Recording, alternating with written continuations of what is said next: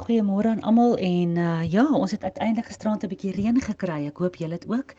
Ek sien op een van die gebedsgroepies Bloemfontein het ook reën gekry. So ja, ons hoop die res van die land word ook vandag en hierdie week wat voorlê geseën.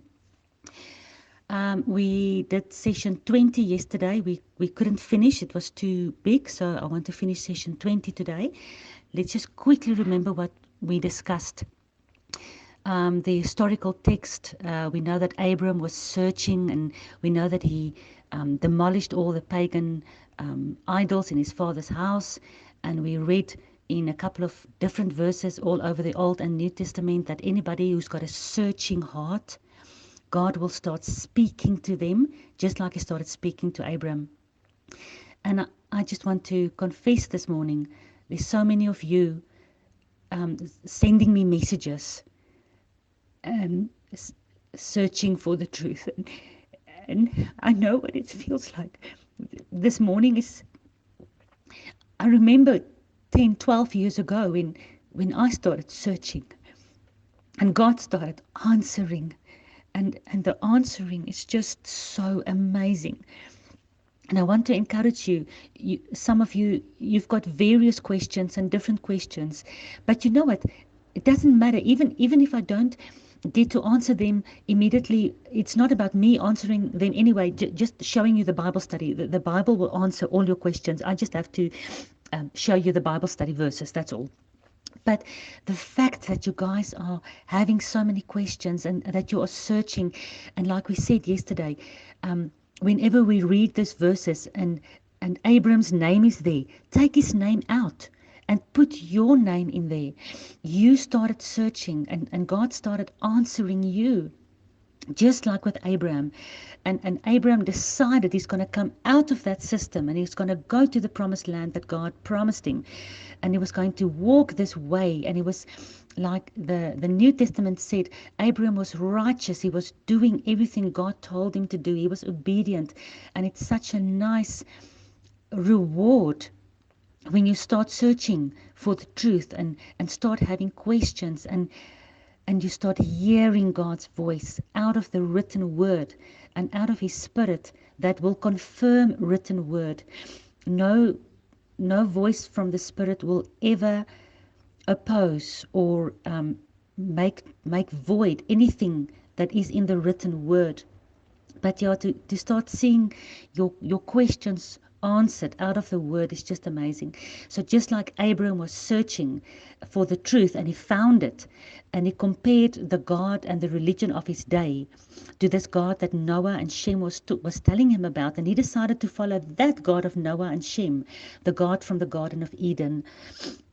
And he found his answer. God started speaking to him, and he ended up at Shechem, and he built an altar, and he started his first sacrifice. And we know when we read sacrifice, you always remember Romans 12. We give ourselves as living sacrifices. And we read how important Shechem is, what happened there, the Mount Ebal and Mount Gerizim. And we learned everything about the geographical significance, but the spiritual significance. And now Deuteronomy 27 and 28, I trust you guys have read the whole chapters, how at Shechem, the blessings and the curses of obedience or disobedience was pronounced on those two mountains. And I told you, remember Mount Gerizim. It's so important when we come to Yeshua talking to the woman at the well. And we read that in Joshua's time, also at Shechem, he said, you choose who you want to serve, but for me and my house, we will serve Yahuwah. All these things happened at Shechem, so important. Now let's continue. So this geographical location becomes more and more important, and we'll see why later on when Yeshua meets the woman at the well, the Samaritan woman. Let me just see, I don't want to repeat. Remember, we've seen this far that Shechem had a lot to do with your final decision. It's the valley of decisions. With your final decision of whether you are going to believe in and follow the God of Abraham, Isaac, and Jacob. So please keep this in mind. We continue. Genesis 33, verse 17 to 18. So we saw Abram we saw Israel and we saw Joshua at three different times coming here to Shechem, making very important decisions here by Shechem. And now we're reading Jacob. And Jacob journeyed to Sukkot. Sukkot is the Hebrew name for the Feast of Tabernacles. But interestingly, it's also a place name. And Jacob, remember Jacob is the father of Israel. His name was changed to Israel, and he's the father of the 12 nations. 10 of the nations, the northern tribes, the house of Israel, is scattered all over the face of the earth. Abram's seed is scattered inside of those that wants to come back to the word of God. We see ourselves as Israel, the sons of Jacob. So Jacob journeyed to Sukkot. So, it's Feast of Tabernacles. And it's also interesting, the first place that Israel camped when they came out of Egypt was this place, Sukkot. Oh, so interesting. Nevertheless, so he built himself a house, blah, blah, blah. And then he came to Shalem, a city of Shechem. Oh, guys. So, Shalem, can you hear Jerusalem? And you also remember the priest, the Melchizedek priest. He was the king of Shalem. There's no time to go into this, but let that just prick your interest. This high priest, the order of Melchizedek that appeared to Abraham, he was the king.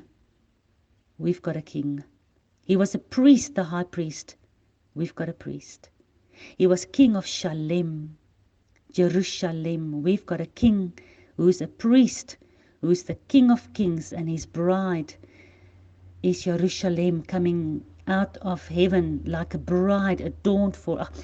We'll go into more of that. But here comes Jacob to Shechem, close to Shalem, which is in the land of Canaan, blah, blah, blah. We're not going to read the rest there. So, very interesting. Jacob, together, he's the seed of Abraham. Abraham also came over, he crossed over out of the land of the Chaldeans into the land of Israel. So, and that word crossing over in Hebrew is Ivrit, and that is the Hebrew word Hebrew. So being a Hebrew is crossing over. So Sukkot, the Hebrew name for the Feast of Tabernacles, and we got introduced to Sukkot already at the time of Noah. Do you remember? Jacob, remember his name was changed to Israel when he crossed over. Remember he came from Laban, he worked for Laban for like 20 years. And he came back and he crossed over the Jabbok River, remember? And he had that wrestling match with, he thought it was an angel. But it wasn't just any angel, it was the angel. And then that angel changed his name to Israel. But that also happened, that change of name happened when he crossed over the Jabbok River, when he Hebrew over. So we like to call ourselves Hebrews. If you want to call yourself anything, then we call ourselves Hebrews. Not that we are Hebrew experts or we can speak Hebrew, but see what Hebrew is. You have crossed over from one lifestyle and from one religion and from a sinful life. We all were born in sin, Romans 3:23. We all come short of the glory of God. So we cross over the river. In the physical, we see our forefathers, Abraham, Isaac, and Jacob did this. And we in the spiritual, we do the same. And when you cross over, you are called a Hebrew, because you've Hebrewed over the river. And yeah, then this is a town close to Shalem, where the Melchizedek priest was from. And he came to Shechem. Not only did Jacob then pitch his tent here at Shechem, but he also dug a well. And there's verses now, there's too many verses, I'm not going to place everything, but he dug a well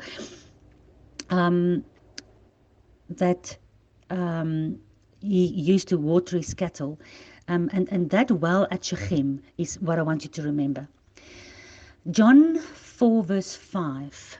Then came Yeshua to a city of Samaria, which is called, in your translation it says Shechar, near to the parcel of ground that Jacob gave to his son Joseph. Okay, so here's a couple of keywords. So Samaria is a keyword. Shechar, which is Shechem. I'll show you now. Shechem is the key word. The ground that Jacob, keyword, gave to his son Joseph, keyword. All right, John 4 verse 6. Now Jacob's well was there. Yeshua therefore, being wearied from his journey, sat at the well. It was about the 6th hour. So please read the whole chapter of John 4. The whole chapter. Even if you can do it now, stop the recording and just read the whole chapter first. The whole chapter is this amazing meeting of Yeshua with the Samaritan woman at Jacob's well. I'm going to deviate slightly from the Genesis routine. And today and tomorrow we are going to go very deep into the prophetic and the spiritual significance of this. Yeshua came to Samaria, to Shechem, the parcel of ground that Jacob gave to his son Joseph. And here he met a Samaritan woman. We have to stop the Genesis study, and we have to go deep into this meeting at the well of Jacob with a Samaritan woman before we come back and we continue with our Genesis studies every morning. So please bear with me.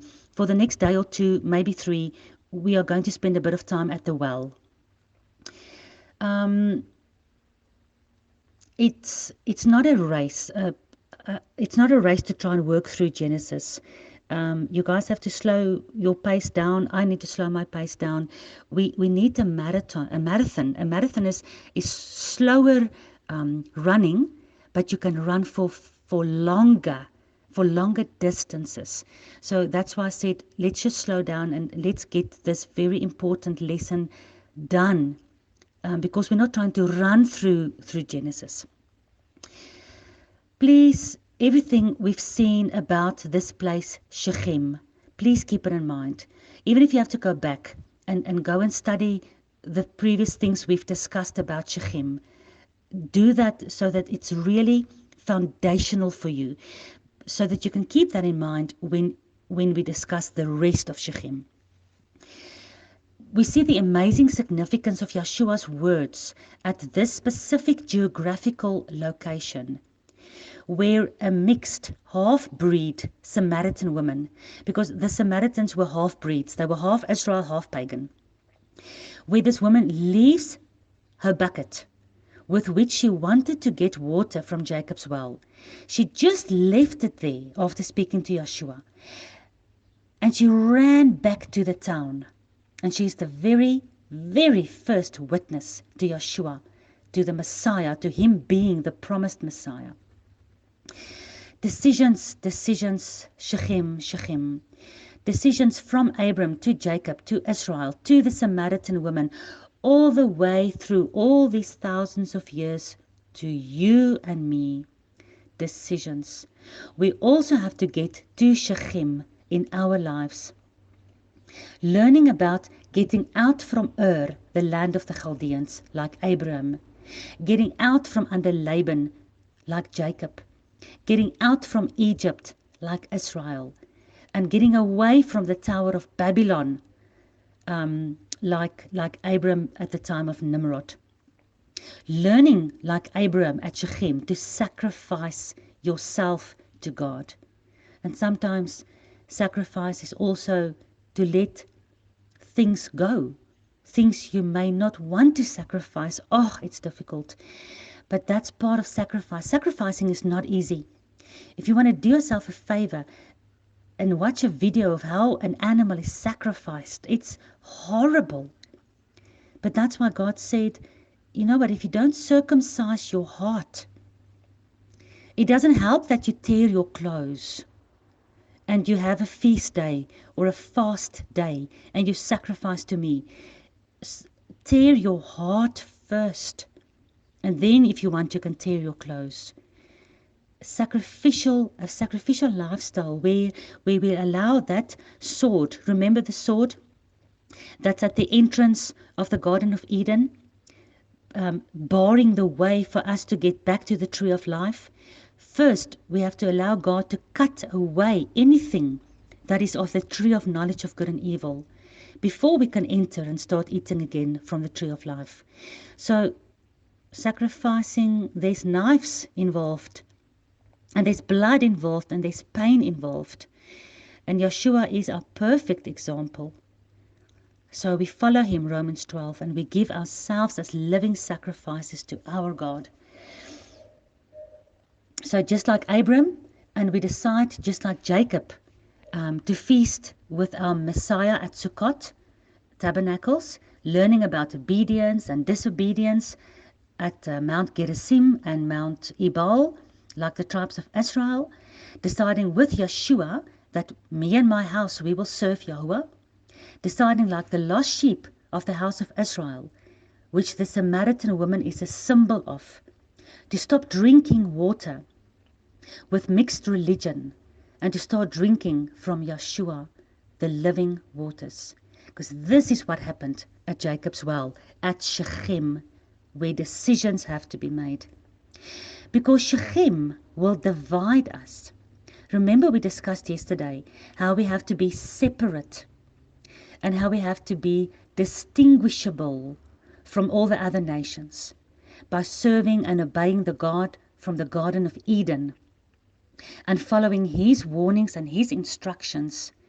Otherwise, death and destruction and separation awaits us. And you remember the Hebrew word for holy is kadosh, and kadosh means to be set apart. So you either are set apart, Shechem sets you apart to follow God, or it will, if you decide, separate you from following this God. Shechem is the place where decisions either makes us echad, makes us one, makes us united, makes us a family, because we decide at Shechem, like Israel, half of them stood on the Mount Gerizim and half of them stood on Mount Ebal. And if we don't agree, then Shechem will divide us. 1 Kings 12, verse 1, 16 and 17. And Rehoboam, so Rehoboam, remember, is the king, the son of Solomon, the son of David, and he's king over Israel. And Rehoboam went to Shechem, for all Israel were come to Shechem to make him king. Remember now, Shechem, Abram, Shechem, Israel, Shechem, Joshua, Shechem, Samaritan women. And we'll get to the Samaritan women. But the division, if the decisions doesn't make us echad, one, united with our God, then it will divide us. And Shechem, here in 1 Kings 12, here is where the huge division of the two houses of Israel happened, where the house of Judah and the house of Israel split up. And remember when Yeshua, after his resurrection, the disciples asked him, is this now the time that you will restore the kingdom of Israel? And he said, no, it's not. It's not for you to know the times. But his first coming was to pay the curses, to pay the price of his whoring bride, so that she can come back to him. At his second coming will he restore the kingdom. We are now busy seeing how the older brother Judah, remember the prodigal son parable, how the older brother Judah is very jealous and very irritated by his younger pagan brother that comes back to the house of God. But in the hand of the Messiah, the two houses will again become one. But this is where the split happens. So at Shechem, Rehoboam went there. All of Israel was there, all 12 tribes, to make him king after Solomon. And then there's the whole story. Please read it for yourself. The whole 1 Kings 11 and 12, where Rehoboam was a stupid little prince that became king. Stupid. And because of a stupid decision, the split happened. So we jump to verse 16. When all Israel saw that the king listened not to them, the people answered the king, saying, and listen to this, it's important, what portion do we have in the house of David? So the house of David, because he is from the tribe of Judah, represents the house of Judah. So what portion do we have in the house of David? Neither have we any inheritance in the son of Jesse. Jesse was the father of David. Go back to your tents, O Israel. So now the 10 tribes are talking to themselves and saying, let us go to the northern area of Israel, back to our tents, because that's where they were located. And then they say, and now David, you can see to your own house. So here's the split of the house of Judah, the house of David, and the house of Israel, also called the house of Ephraim. Ephraim and Manasseh is symbolic of the 10 northern tribes, and Judah is symbolic of the 2 southern tribes. So the 2 southern tribes remained in Jerusalem under King Rehoboam, and the 10 northern tribes went back to the northern area, and they made Jeroboam king. So verse 16, so they say, let's go back to our tents, Israel, and you see to your own house, David. So Israel departed unto their tents.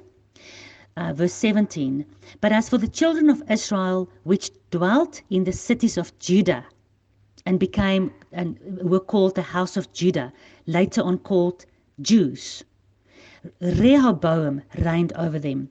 And you remember, I just want to refresh your memories, the Jews were taken to Babylon in captivity and returned 70 years later back to Jerusalem, while the 10 northern tribes were taken into captivity to Assyria, and they have never returned. And we know where they are today, right? Out of every tribe, nation, and tongue. So here, my friends, is where the split in the kingdom of God happened. Here is the verse that tells you exactly what we've been talking about so much over the last couple of weeks. How Judah, the house of David, and Israel, the northern tribes towards the Sumerian area, split up here. And again, remember the wonderful parable of the prodigal son. But we know already how God himself promised all over the Old Testament. And specifically, I asked you to get to know Deuteronomy 4, verse 27 to 30, just out of your heads, where God said, you'll be scattered all over the earth into the nations. You'll serve other gods. But if you search for me, like Abram, remember, searching Shechem, Valley of Decisions, if you search for me there where you are scattered among the nations, I will let you come back to me. I will be found by you. I will gather you back like the lost sheep in the hand of the shepherd. If you're obedient to my voice, then you will return again to me. So God specifically promised that all the northern tribes, after being taken into exile into Assyria, from there on will be scattered all over the earth. But in the hand of the Messiah, the word of God that became flesh, they will be regathered back to his house. And remembered, Bereshit starts with the letter Bet, and we discussed how that represents the house of God. And we need to go back to the house of God, to the Garden of Eden, to the tree of life where the truth shines brighter than the deception from the tree of good and evil. But the split happened at the Valley of Decision, Shechem. See how important this location is. Maybe we must all pack our bags, go to Israel, and go and visit Shechem, 49 kilometers north of Jerusalem, and see where it is that all our forefathers, Abraham, Isaac, and Jacob, and all the tribes coming out of Egypt, and all the nations' big political gatherings and decisions, and Yeshua's amazing conversation with the women, where this place is that all of this took place. That'll be so amazing. Okay, please, I think I'm going to stop here because I want to start digging deep into the woman at the well, the Samaritan woman. So I want to encourage you and really implore you, please read the whole John 4. So then tomorrow morning we delve into this, and we're going to need spades and shovels so that we can break open the ground to find the treasure inside the ground that's buried for us. As God said to Daniel, go your way and shut up the seal of this book until the time of the end. People will go back and throw, but and knowledge will increase. But the prophecies is not for you, Daniel. It's for the people at the time of the end. So yeah, read. If you haven't read Deuteronomy 28 and 27 either, you have to do that. So Shechem can give you the lesson that it wants to give you. So you need the background of Deuteronomy 28 and 27, the curses and the blessings. And you need John 4. Read through that, and we'll come again together tomorrow. Hopefully, we come together at Shechem to be united and not divided. I wish you and I pray for you a blessed and safe day and lots of rain.